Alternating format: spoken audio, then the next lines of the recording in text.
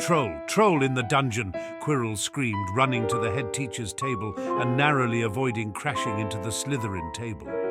When he reached Dumbledore, Quirrell collapsed to the floor, whimpering. "Thought you ought to know," he said faintly. Dumbledore roared in annoyance. "What? On Halloween?"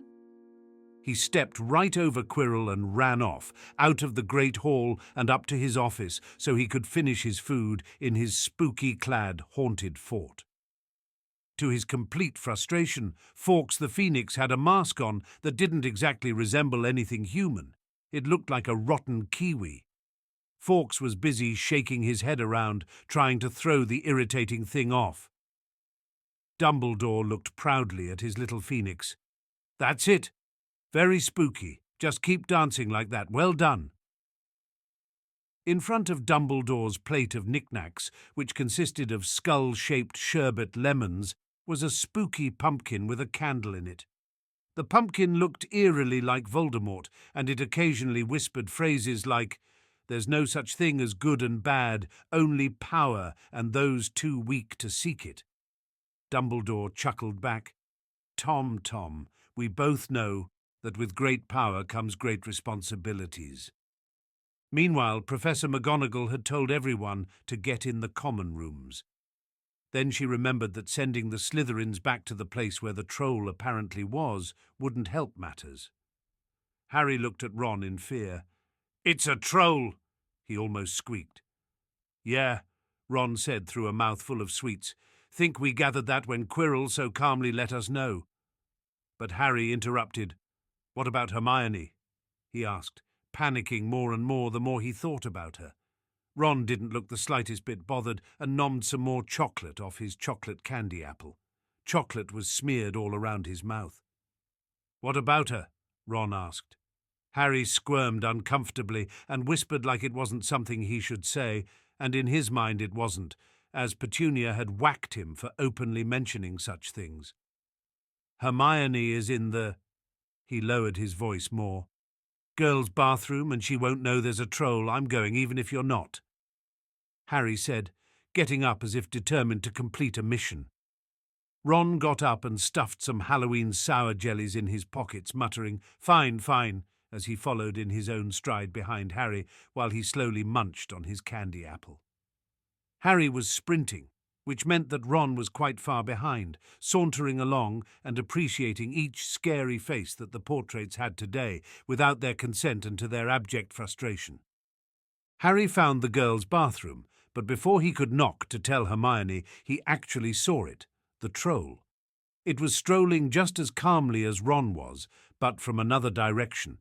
Harry screamed and ran into the bathroom, and without thinking, he raised his wand and screamed, Wingardium Leviosa.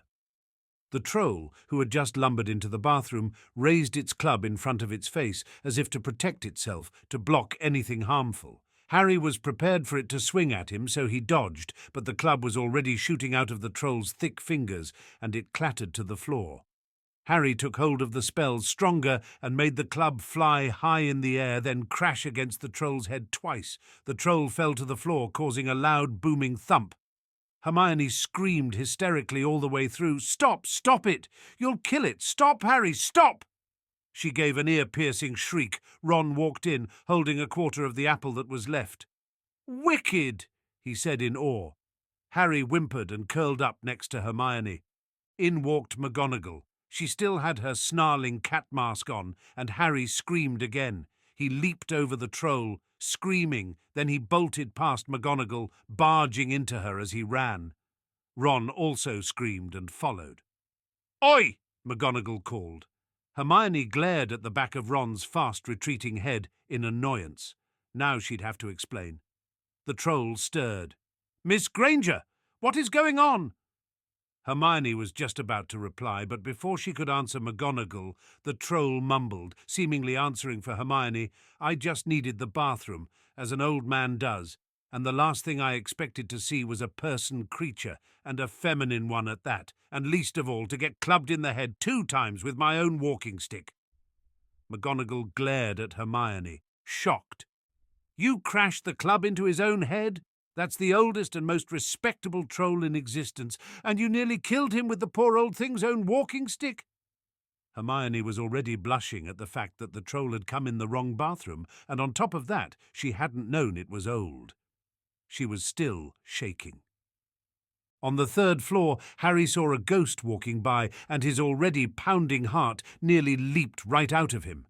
He crashed into a locked door. He screamed, "Alohomora!" The door shot open, and he ran right into something, tripping over it. It was the three-headed dog they'd already encountered. Harry punched it several times in fear and kicked it. The dog, true to its fluffy name, turned out to be a softie. It whimpered, slinking as much as a big three-headed monster-looking dog could slink away.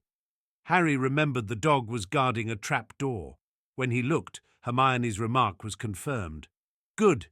He would hide in there from all this scary stuff. He opened it and jumped in, only to find himself falling, and with a flump he landed softly in a grassy place. But the grass was thicker than normal here. He didn't notice it strangling him till it was too late. Upstairs, McGonagall helped the troll up. "It's okay. We'll get you to the hospital wing, and you can go to the bathroom there. You should have let us know you were coming today," McGonagall said kindly, almost like she was speaking to her own granddad. "I'm sorry," it replied in a rumbling voice. "I just smelled the food, and it was a spontaneous visit." McGonagall turned to Hermione with a sharp look.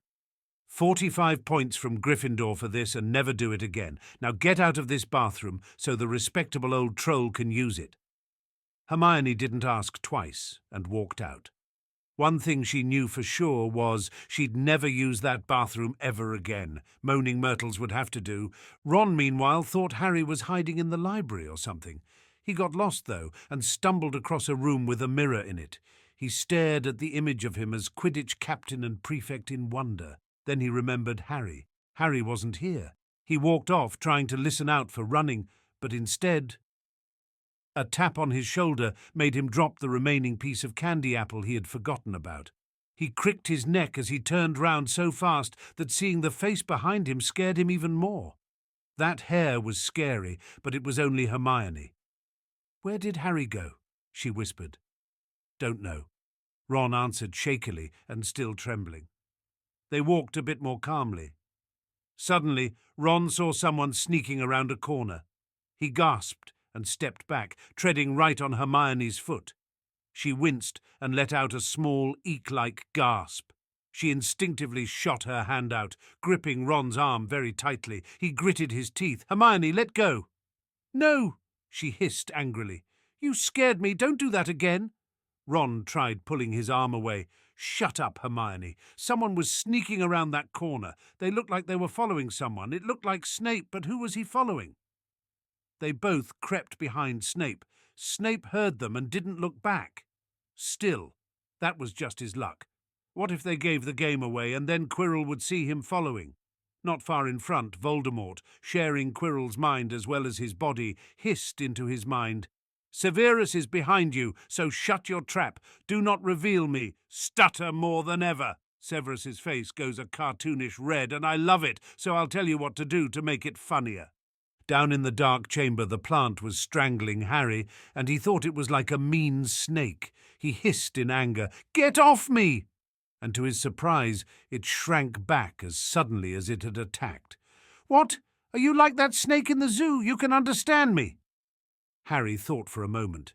He patted the plant and repeated the last word the boa constrictor had said to him, "Adios, amigo," and walked on. He found a broom in the next room and went after a pretty-looking bird. He giggled. "It's not a bird, it's a key." He opened the door to an empty room, so he went on. He screamed as he entered the next room. He tried to run across, but something dragged him back. A creepy black statue thing plonked him in a corner on a white square. He sat in a huddle, sniffling, terrified. How would he get out? He cried silently, and it got worse when the light reflected off the black creature things. Chess characters, he realized, and extra ones seemed to glare at him from the walls.